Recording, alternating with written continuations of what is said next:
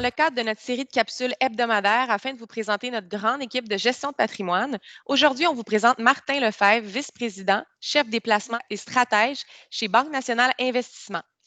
Merci Martin de partager ton expertise avec nous aujourd'hui. Commence par nous expliquer un petit peu ton rôle au sein de l'équipe. C'est comme en tant que chef des placements, un des rôles principaux que j'ai, c'est l'optimisation des solutions d'investissement pour l'ensemble des réseaux de la banque. Et je suis aussi responsable de la stratégie de placement et plus spécifiquement, je te dirais, au niveau de la gestion tactique des actifs qui nous permet là, de saisir des opportunités de marché dépendamment de l'environnement. Donc, dans ce contexte-là, je dirais que ma contribution à l'équipe Laplante, Messier et Hardy, c'est un rôle de support là, et d'accompagnement. Merci, Martin. Maintenant, comment aides-tu notre équipe au quotidien à livrer un meilleur service et des meilleurs conseils? Ouais, ça, c'est une très bonne question. Écoute, le travail de mon équipe, Ghislain, c'est de faire un suivi continu de l'environnement économique et financier et d'en faire une analyse de risque et surtout de vous le communiquer. Hein, tu sais, on a plusieurs publications, que ce soit sur une base quotidienne, hebdomadaire ou mensuelle, dans lesquelles on formule des scénarios de base et alternatifs et on fournit aussi là, des prévisions sur les différentes grandes classes d'actifs qui vous permettent là, de vous faire une tête là, au niveau de votre suivi quotidien vous-même.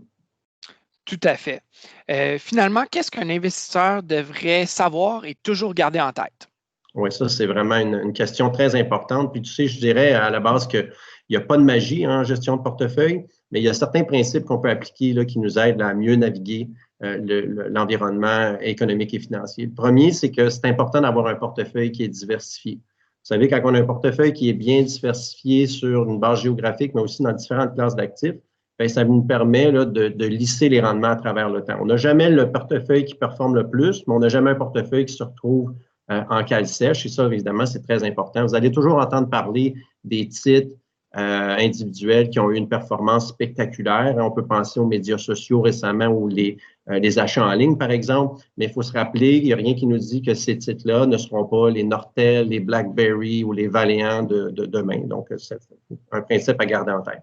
Le deuxième, c'est que c'est important de respecter son profil de risque. Habituellement, les gens sont prêts à prendre davantage de risques quand les choses vont bien, mais du jour au lendemain, au fur et à mesure où les choses tournent au vinaigre, on est prêt à tout liquider notre portefeuille. Puis ça, évidemment, c'est une chose qui est absolument contraire à un bon principe de gestion qui dit que quand les choses vont mal, habituellement, c'est plutôt une occasion d'acheter plutôt que de vendre. Et le troisième, c'est que le temps, c'est notre meilleur allié en gestion de portefeuille.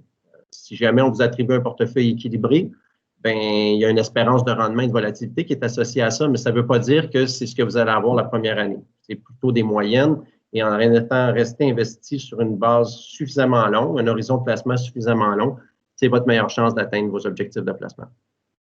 Merci Martin pour tes explications.